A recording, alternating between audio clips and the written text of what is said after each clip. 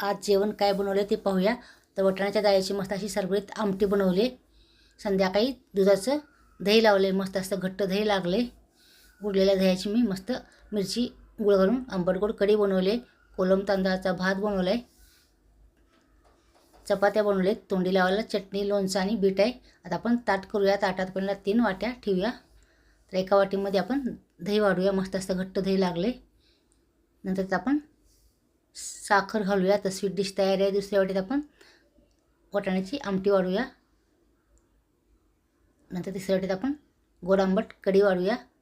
तर कढी भातावर खायला छान लागते किंवा नुसती पण जेवताना पिले तरी पण छान लागते. कोलम तांदळाचा भात वाढूया.